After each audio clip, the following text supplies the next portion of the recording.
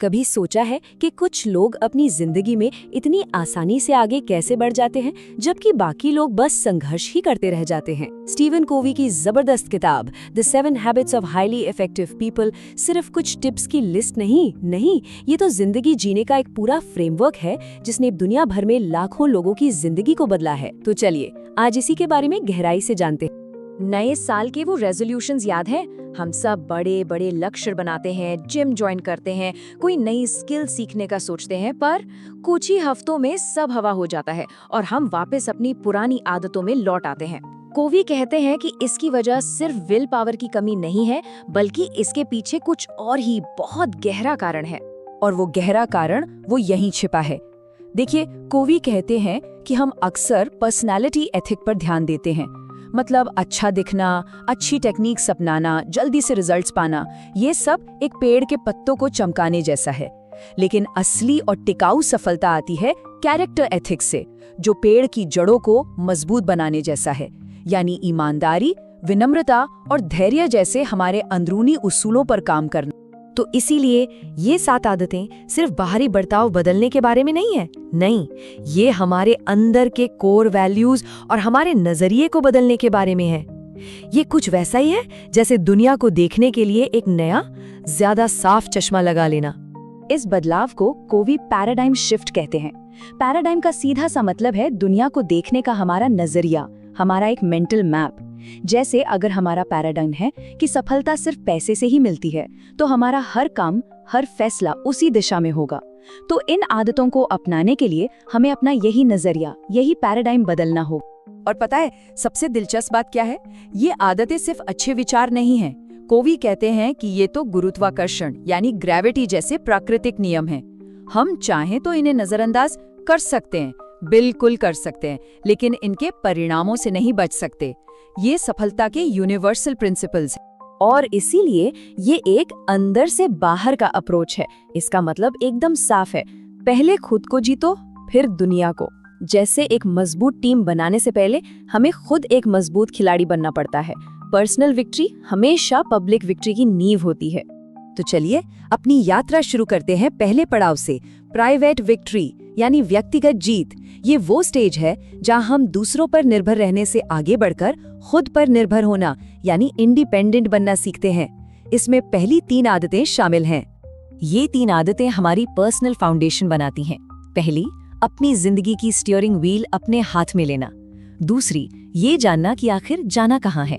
और तीसरी, सबसे जरूरी कामों को सबसे पहले करना। चलिए इन्हें एक एक करके समझते हैं। पहली आदत है प्रोएक्टिव बनना। इसका मतलब है कि हम हालातों के शिकार नहीं, बल्कि अपनी जिंदगी के ड्राइवर हैं। हम अपनी एनर्जी उन चीज़ों पर लगाते हैं जिन्हें हम बदल सकते हैं, जिन्हें हम कंट्रोल कर सकते हैं, न कि उन पर जिनकी हम सिर्फ चिंता कर सकते हैं या शिकायत कर सकते हैं। दूसरी आदत है अंत को ध्यान में रखकर शुरुआत करना। जरा सोचिए, अगर किसी को अपनी जिंदगी की कहानी लिखनी हो तो उसका अंत कैसा होना चाहिए? ये आदत हमें अपने लक्ष्यों को बिल्कुल साफ करने में मदद करती है, ताकि हमारे हर दिन के छोटे छोटे काम हमें उसी बड़ी मंजिल की ओर ले जाएं। और तीसरी आदत है जरूरी चीजों को पहले करना। ये टाइम मैनेजमेंट मैट्रिक्स हमें दिखाता है कि कैसे। ज्यादातर लोग अर्जेंट और इम्पोर्टेंट कामों में ही फंसे रहते हैं, लेकिन असल में असरदार लोग अपना ज्यादातर समय क्वाड्रेंट 2 में बिताते हैं, यानी उन कामों पर जो जरूरी तो हैं पर अर्जेंट नहीं, जैसे भविष्य की प्लानिंग, नई स्किल सीखना और रिश्ते मजबूत करना। अच्छा, जब हम खुद पर कंट्रोल कर लेते हैं तो अगला कदम क्या है?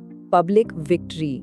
ये वो चरण है जहां हम दूसरों के साथ मिलकर असरदार तरीके से काम करना सीखते हैं और अकेले काम करने से आगे बढ़कर एक टीम में काम करने की ओर बढ़ते हैं, यानी इंडिपेंडेंस से इंटरडिपेंडेंस की ओर। इस चरण का आधार है इमोशनल बैंक अकाउंट का कॉन्सेप्ट। इसे रिश्तों में भरोसे का एक अकाउंट समझिए। जब हम दयालु होते हैं, ईमानदार रहते हैं और अपने वादे निभाते हैं, तो हम इस खाते में भरोसा डिपॉजिट करते हैं। मजबूत रिश्तों और टीम वर्क के लिए ये भरोसा बहुत बहुत जरूरी है। पब्लिक विक्ट्री की 3 आदतें हैं। चौथी, ऐसे समाधान खोजना जिससे सबका फायदा हो। 5वीं, पहले दूसरों को समझना, फिर अपनी बात समझाना। और छठी आदत है मिलकर कुछ ऐसा बनाना जो अकेले कभी भी संभव नहीं था। चौथी आदत है विन विन सोचना। ये मानसिकता इस विचार पर आधारित है कि जिंदगी कोई कंपटीशन नहीं है, जहां एक की जीत का मतलब दूसरे की हार हो। नहीं, ये मानती है कि दुनिया में सबके लिए पर्याप्त मौके हैं और हम हमेशा ऐसे रास्ते खोज सकते हैं जहां हर कोई जीते। 5वीं आदत, और शायद सबसे जरूरी, कम्युनिकेशन की आदत है। पहले दूसरों को समझने की कोशिश करें, फिर अपनी बात समझाएं। हम अक्सर सुनने के इरादे से नहीं सुनते, हम तो जवाब देने की तैयारी में सुनते हैं। ये आदत हमें सहानुभूति से सुनना सिखाती है, जो गहरे और भरोसेमंद रिश्ते बनाने की असली चाबी है। और जब हम सच में एक दूसरे को समझने लगते हैं, तभी हम छठी आदत यानी सिनर्जी तक पहुंचते हैं। सिनर्जी का मतलब है कि जब हम मिलकर काम करते हैं तो हम कुछ ऐसा बना सकते हैं जो हम में से कोई भी अकेले कभी नहीं बना सकता था। सिनर्जी का मतलब सीधा सा है कि एक और एक मिलकर 2 नहीं, बल्कि 3 या 10 या 100 भी हो सकते हैं। ये सिर्फ टीम वर्क नहीं है, ये वो जादू है जो तब होता है जब अलग अलग विचारों के टकराने से नए और बेहतर समाधान पैदा होते हैं। और अब 7वीं आदत, वो आदत जो इन सभी को एक साथ जोड़े रखती है।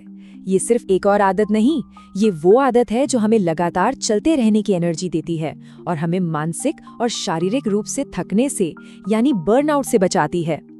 इस आदत को आरी की धार तेज करना कहा जाता है। जैसे एक लकड़हारे को पेड़ काटने के लिए अपनी आरी को तेज रखना पड़ता है, ठीक वैसे ही हमें भी खुद को लगातार रिन्यू करना पड़ता है। इसका मतलब है अपने शरीर का ख्याल रखना यानी एक्सरसाइज, दिमाग का यानी पढ़ना, अपनी आत्मा का जैसे मेडिटेशन या प्रकृति में समय बिताना, और अपने सामाजिक भावनात्मक जीवन का यानी दोस्तों और परिवार के साथ रिश्ते बनाए रखना। तो जब हम इन सभी आदतों को एक साथ लाते हैं तो क्या होता है? हम एक अपवर्ड स्पाइरल यानी ऊपर की ओर बढ़ते चक्र में प्रवेश करते हैं। ये लगातार विकास और सुधार का एक कभी न खत्म होने वाला सफर है। ये समझना जरूरी है कि ये कोई मंजिल नहीं बल्कि एक यात्रा है। ये 7 आदतें एक ऐसा फ्रेमवर्क हैं जो हमें लगातार बेहतर बनने में मदद करती हैं। ये सीखने, कमिट करने और अमल करने की एक लाइफ लॉन्ग प्रोसेस है जो हमें हमेशा बेहतरी की ओर ले जाती है। तो अंत में एक सवाल सोचने के लिए, इन 7 आदतों में से वो कौन सी एक आदत है जिसे आज से ही शुरू करने पर किसी के भी जीवन में सबसे बड़ा और सबसे पॉजिटिव बदलाव आ सकता है? इस पर जरूर सोचिएगा।